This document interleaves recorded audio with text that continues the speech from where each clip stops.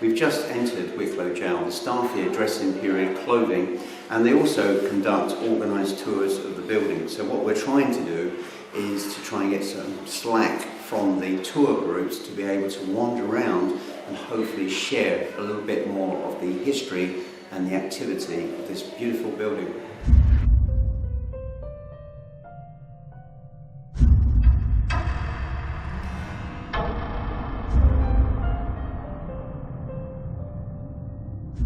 Hello. Hello there, you one of the guides? I am indeed. And what period of costume are you actually wearing? This would be from the 1700s. 1700s, yeah? Yeah. And who is the character that you're playing? The matron of the jail, Mary Morris. Oh right, okay. And did you have to learn a lot about obviously the history, but also medical terminology? There was a bit to learn, but it's just interesting. It just goes into your head, and you've heard it being said so many times. Just going to ring this bell.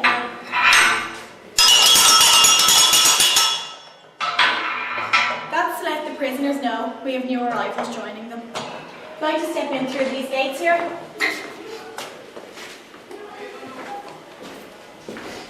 These gates are the original gates from 1702. They are called the gates to hell.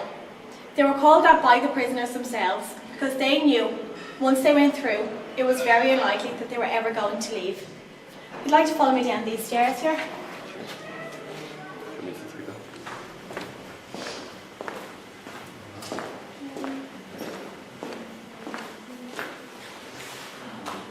This cell is called the Dayroom. In one of these cells, it held up to 100 prisoners, men, women and children, all mixed together no matter what their crimes were. The jailers were given a salary, and out of that salary they were expected to provide food, bedding and lighting.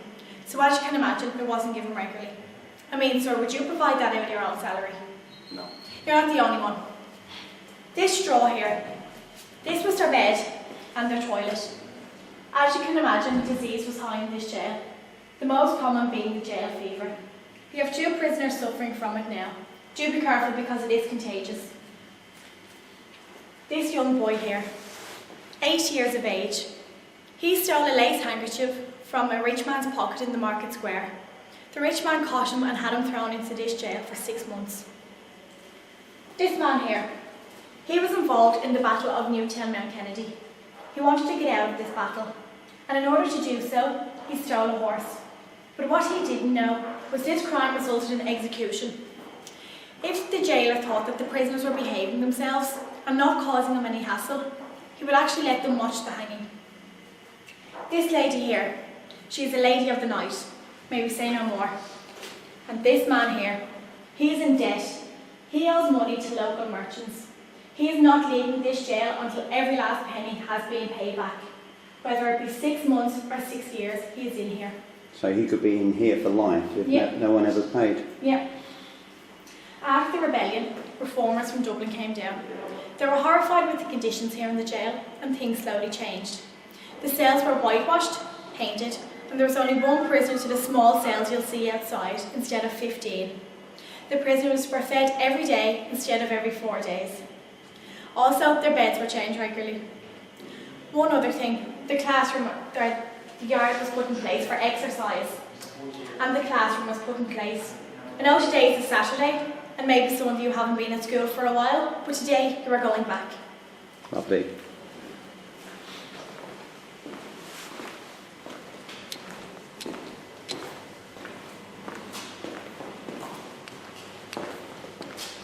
I'd like to take a seat in front of me, please. Here? Yep. The matron of the jail, Mary Morris, was appointed in 1857. She taught the women to read, to write, to cook and to sew. The women also worked in the laundries.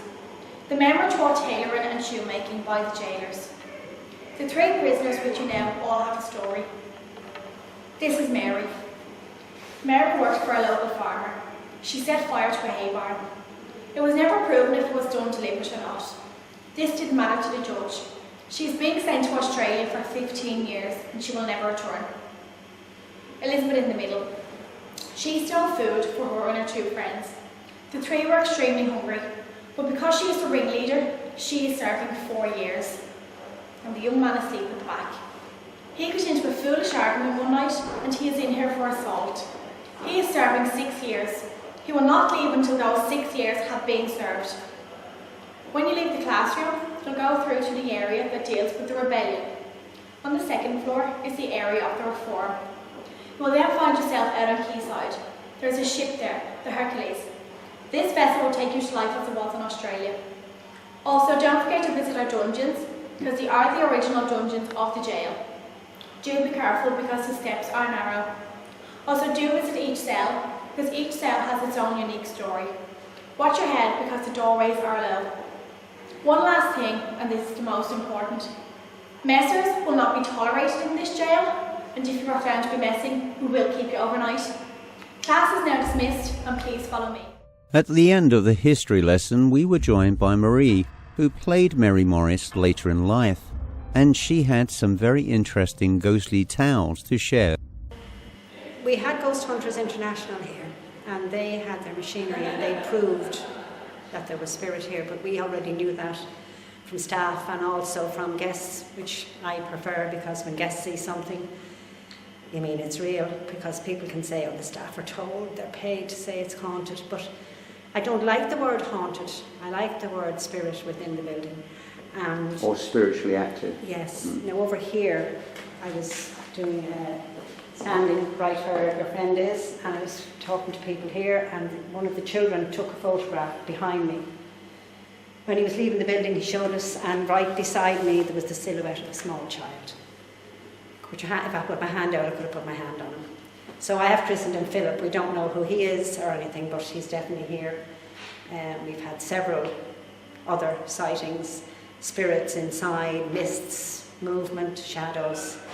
So it's quite alive, daytime or nighttime. It doesn't have to be the middle of the night.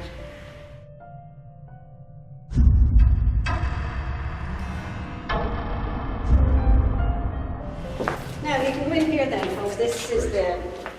It's not like Confinement, just smaller. Yes, exactly. Now there's a few stories there. Cell 5, we had to close it down at one stage. Just go over. Yeah, customers complained that there was a strong smell. This is a few years ago, so we closed it down, and the caretaker at the time cleaned the whole place out. Smell of disinfectant went out. Closed it over. Next morning we opened it. Beautiful flowers, like a flower garden. It's only happened the once, and the ship is the same. She's had experiences smell up of there. flowers is a good sign. I've experienced that. Just wondering. Yeah, mind your head now. See the rebels too, in the house. Happy Dwyer, Michael's sister took me once, and he greeted me so warmly. And Devlin, he said, how pleased I am to be seeing you. But mind, no one else knows I've been there. They might arrest me too. Or maybe... And he was part of the rebels, and he was held in here for nearly 4 years. This was his daughter, Anne Devlin, and she used to come and visit him twice a week, and she used to bring in, as you can see, wine and bread. But Anne Devlin was held in Kilmainham jail and was very badly beaten and tortured by the prison officers there, unless that's what you're getting, because she became very famous after. She became Robert Emmet's housekeeper. Now that'd be all Irish history, you know, but she was a very important person. But she was terribly badly treated in Dublin, unless that's what you're getting, the evil was against her. An anger, very... Do you want to take over the camera for a bit, Sean? It's... Let me just try and... This is an awful place, this jail. No, it's not so much with her. It would obviously be with him. The militia have arrested him because he's a devil. Again, we're talking about frustration again, bitterness, because people that ended up here for political reasons were only there as prisoners of conscience, and therefore by being there they know that they should not be interred because their political views are different to the powers that be.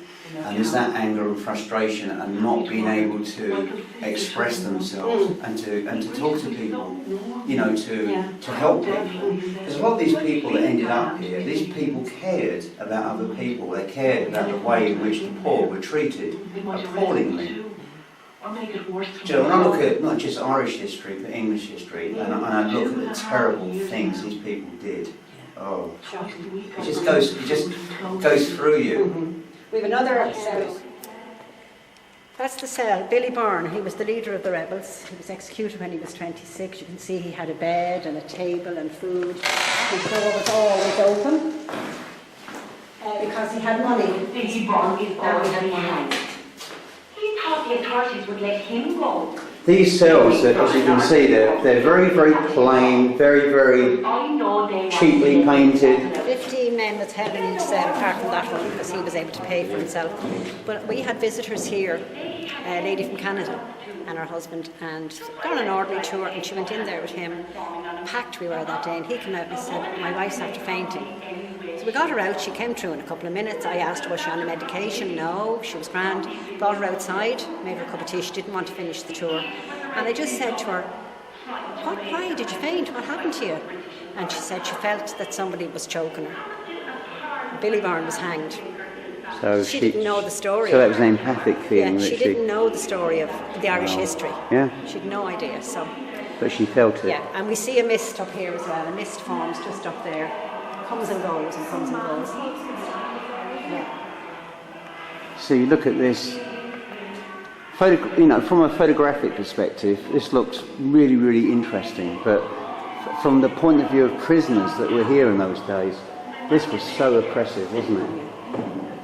Now the inside doors are the original doors. Anything written on the beds as you go through was done by the prisoners. It's all authentic. Oh yeah. Most of it is as it was. You see it on the walls as well, up the top floors. Yeah. Look, gentlemen, go around. Where are we going now then, Sean? Down to the dungeons, I believe. Dungeons, okay.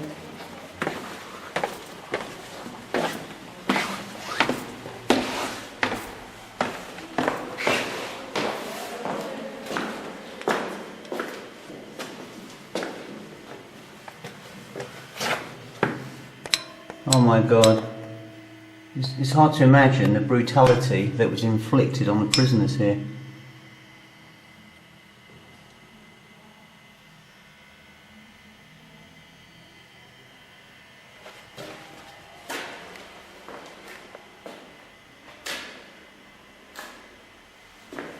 This is the solitary confinement cell. No candles, straw visits.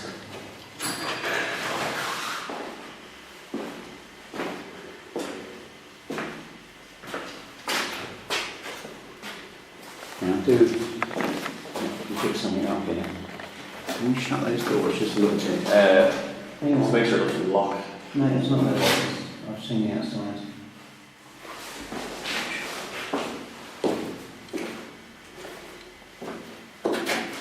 Yeah, in this cell, this is the solitary confinement cell, and there is a very, very strong energy here, and it's more over on this side. And it is a very, very cold room that we're actually in. And there is, I can feel quite clearly here, a young man, and overlapping that, a young woman, period-wise.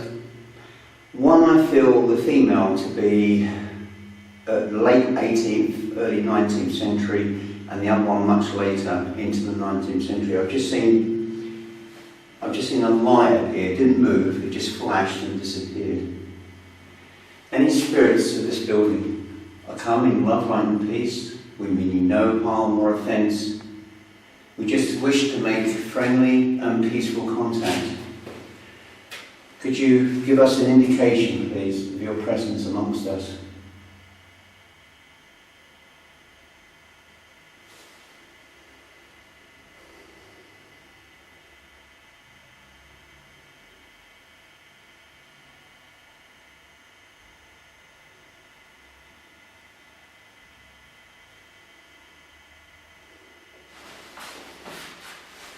Girl, and I can see her in the corner, huddled up like this, really tightly held to herself, and just peering into emptiness, into this darkness, because this room was perpetually kept in the dark. It was cold, it had no straw, it had heating, had no light.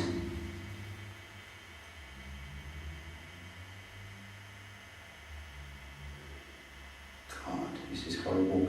The people that are running this place to recreate the history of the past are doing an exceptionally wonderful job here, keeping this building alive, because these buildings need to be preserved so that other people can appreciate just how inhumane humans can be to others. But this place is like an epitome of evil in places. And here, I just want to cry. I really want to cry. This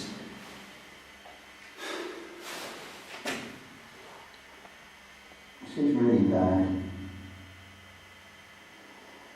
This girl,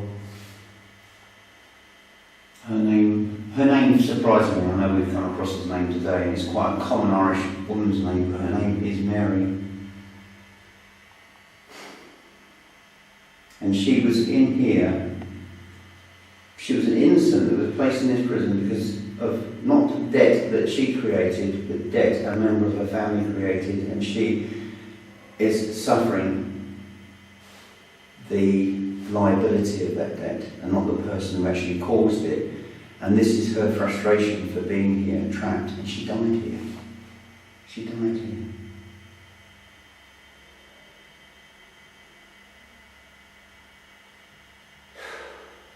Such sadness. Terrible sadness. I think I want to go actually, Sean. It's not good.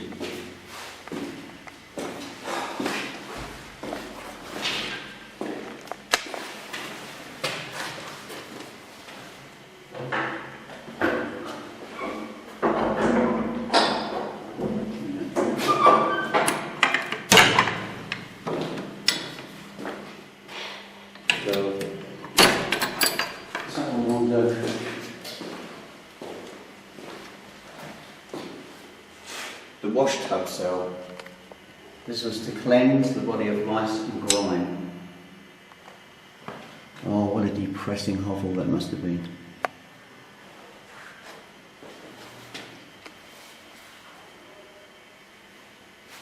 Let's go back upstairs.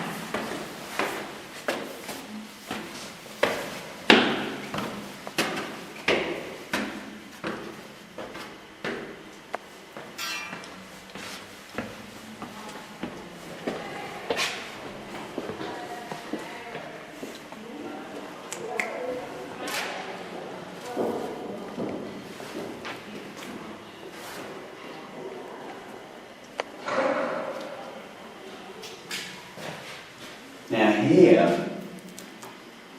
here I'm actually feeling total evil. There was somebody here who was genuinely a nasty, evil character. There's no remorse I'm feeling here, there's no sadness, it's just pure evil. And it's a male person, probably from the 1840s, and it's not very pleasant. I think he was hung. That's what I can feel. I was drawn in here. What's the situation with the parallel investigation in night time? Well, they start at 9 o'clock at night and they go on to 3 in the morning. At the moment we have Declan Flynn, he's a paranormal, and we have Keith and Angie Freeland. They come over from England. Her parents were Irish, but she does the same thing at night. And you get a tour of the jail first, and then it's divided up into sections. The medium decides where the spirit is most strongly, and then you get 3 different chances. Supposing she decides, well, the classroom or the ship or the main floor.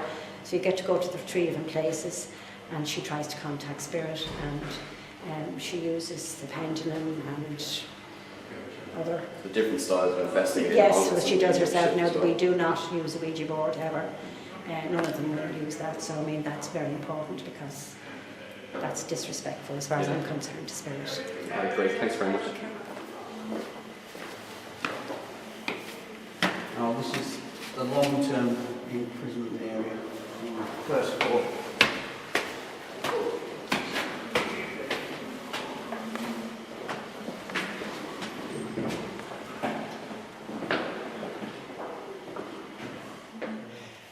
even in grim places like this, there has to be a level of humour, and this probably is. If we pop in here.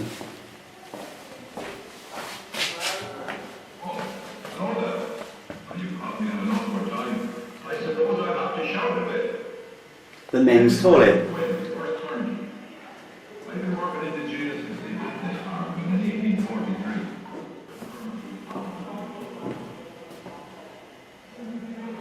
This feels different.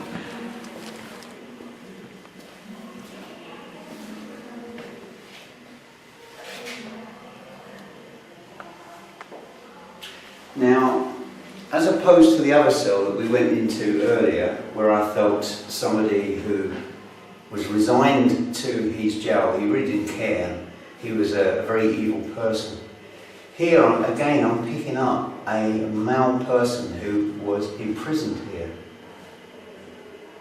And he was completely innocent. He was a passionate believer in justice for everybody.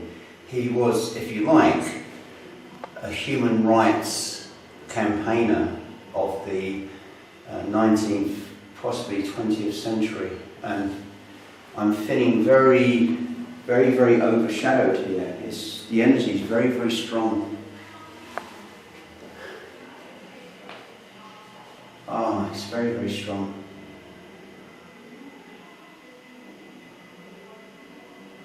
But this is terrific sadness, and that resignation, that feeling that I described earlier. I feel very decent. I feel that this particular person was a genuinely decent, caring human being. And the people that put him in here should have been the ones that were imprisoned here, not him. And that is often the way in life, isn't it? And it's sad, such a sad place.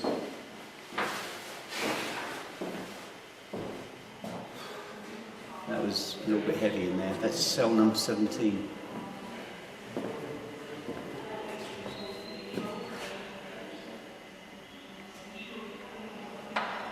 Nothing particularly strong there.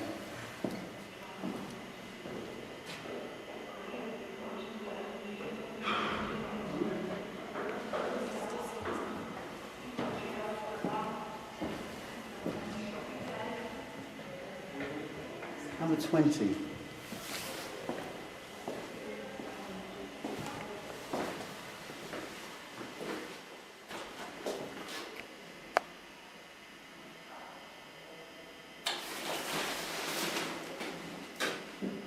Again, this is just sadness, but not for... I know this is a women's cell, and that this lady here was sentenced to death, but the feeling and impression I have of this cell is of hopelessness and despair, and it is a very strong female presence in here. That's all I can really add to it. Oh, very bad, very, very bad vibes here. This is cell number 21.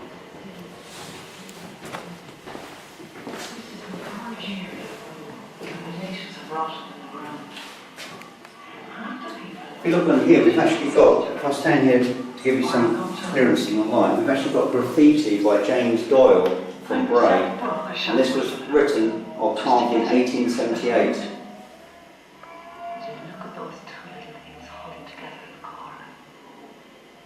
As they said that all the graffiti on the prison, the beds and the woodwork are all original. All original, authentic. They got 2 weeks in jail for taking the This was carved by one of their victims. 9 years of age. Now, I'm not trying to be exploitive of what has happened here, but here I feel very strongly that a man raped another man or young boy in this cell, and that is very, very strong. It's not a nice feeling at all. And this cell has, for me, a kind of disgusting aura about it. It's a very horrible room. I'm not feeling anybody's particular emotional status, but the crime that was committed in here, it just feels disgusting, it really does. And we'll just go over to the other side.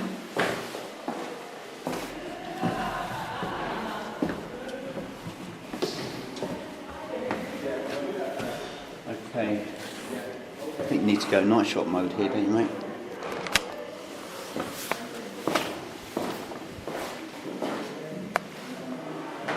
Here we go. Some more examples of the graffiti. You have been found guilty on this day of our Lord, the 28th of June, 1847, of stealing a quantity of potatoes from Colonel Acton of Kilmacudder House. For this crime, I am sentencing you to be transported beyond the seas to Her Majesty's Penal Colony of New South Wales for a period of 7 years.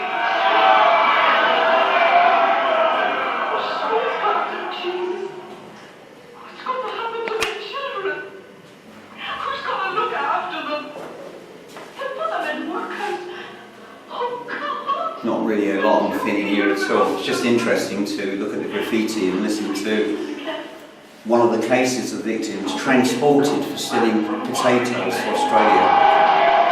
Terrible.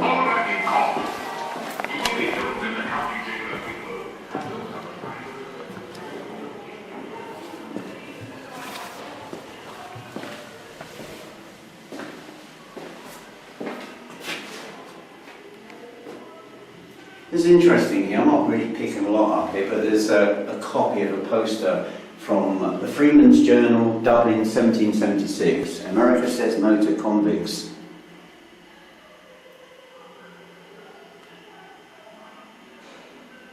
So, at one point the Americans decided they didn't need convicts, they needed decent, hard-working people, and of course the convicts were then transferred to Australia. What a terrible way of treating other human beings. And these people become slaves in this new continent.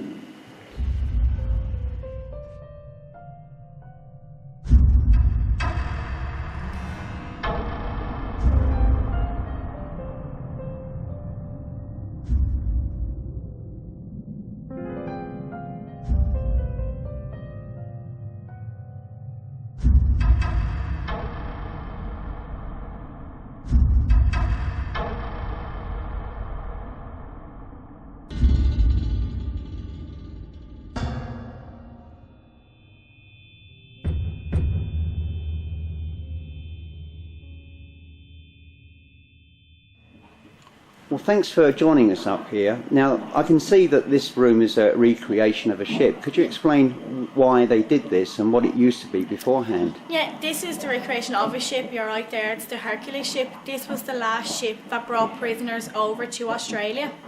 And this is just showing you what it was like. This is your quayside here, and then you have the captains up there, and you'll see downstairs where the prisoners were actually held. But up here in the jail, this actually was the chapel of the jail. There was actually the jail downstairs. There's a statue or a model of the jail as it was, and you'll actually see that this was the chapel of it.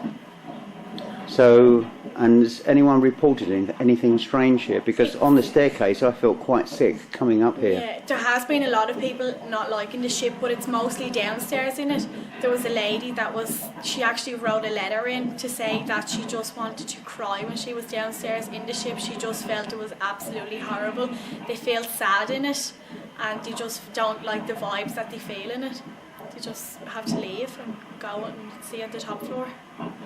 It's a really fascinating place, isn't it? And Yeah. I mean, I've thoroughly enjoyed my time here, and I hope we get enough snaps of the building before we go that we might actually have something on it. Yeah, we'll take as many as you want, and feel free to spend as long as you like in it as well. That's lovely. Thank you very much for your help. Thank you. To get a break from the very turbulent and emotional atmosphere that is Wicklow Gaol, I went into the exercise yard, which also bore witness to some terribly sadistic acts that were perpetrated upon the prison's inmates. Whilst many thieves and murderers were incarcerated here, my thoughts turned to the mass of innocents, both men, women and children, that were left here to rot.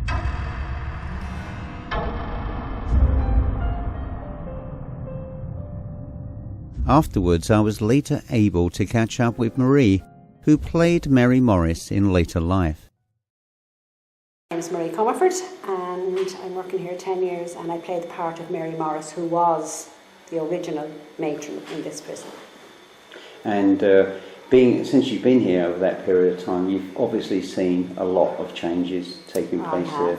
Yes, with the building, with spirits, with crowds of people coming, because in the beginning it was just a museum and it was just a short tour done. Now it's tours with actors, which is fun for children, and especially a lot of the schools come to us and they have a questions and answer thing, and the next day they do in school a little test. And it's good for them because a lot of them in our schools learn all about the Irish end of it here, the history, 1798 rebellion, the famine, the 1916 rising, and we deal with all of that here. So it's good for the education apart from just a fun day out. And this building now is a landmark site in Ireland. It is, yeah. And it is, does it receive much government support, and especially in a recession now?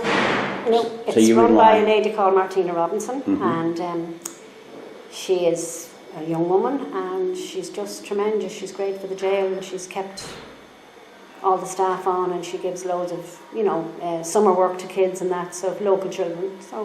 So if anybody's travelling over to Dublin from America or from elsewhere to make a beeline to Wicklow Gaol, how far are you from Dublin? We're about 40 minutes from Dublin, and we're open all year round now. We used to be, and now we are right through. And we do paranormal nights, we do night tours with actors, then the day tour during the day. We do hog roast evenings with a meal and a stage show. The stage show is reenactments of stories that happened here. So you use local actors or a local drama group? I'm part of that as well, the Kilman Players. That's excellent. So you can really recreate the flavour and feeling of the period. Now, obviously our interest is within the field of paranormal, and a lot of things have been reported here since you've been here. And even now, I was talking to the younger Mary, and she herself experienced the smell of sick in what was part of the original chapel. Yes. Now, I had an experience which unfortunately wasn't on camera, but when I was walking up the stone staircase, it then goes to a wooden staircase. Yes. Just on the last stone step, I was completely and utterly, it almost hit me like a wall of nausea. I felt really sick, pains in my stomach. I felt very nauseous. This is up now in the ship, and you went up into the ship area. That's just before I actually went on to the next wooden step. Just before the turn to the ship, And that was, I couldn't say that it was an individual that I was feeling, it was just an emotional thing. Yeah. But you wondered what happened upstairs when it was the original chapel. Oh, well, you can imagine the chapel itself was cordoned off. It was like what I call stand-up coffins, were like that. You sat down, but there was a piece of timber each side. So if you were sitting here, I didn't see you, so I couldn't speak to you. So the prisoners weren't even allowed to speak to each other. And then you had this minister telling them how bad they were and how horrible they were. So it must have been horrendous. And that's why they were there. And all these people were hungry, and he's telling them to repent their sins. And would that have been a Protestant or Catholic? I should imagine Protestant. It would have been a Protestant minister, yes. So anyone who was a Catholic, they were automatically on the bad side. The first prisoner, recorded prisoner, was sent to us to America, should I say, and that was a Father McPhee. And he was sent because he said Mass, what they call a rock Mass. He said Mass out in the open on a rock. And he was arrested, and he was quite elderly, and he was sent to America. And then when the Americans got their independence, they wouldn't take any more prisoners, so the next best place was Australia. Well, thank you very much. You're very welcome. The actual conducted tour here was absolutely perfect. Lovely, I'm glad you enjoyed it. You've got some lovely history from about the history of the site, and also, of course, hopefully we may have had some EVP perhaps, or indeed I haven't even examined the pictures, so we might have something strange there. Thank you very much.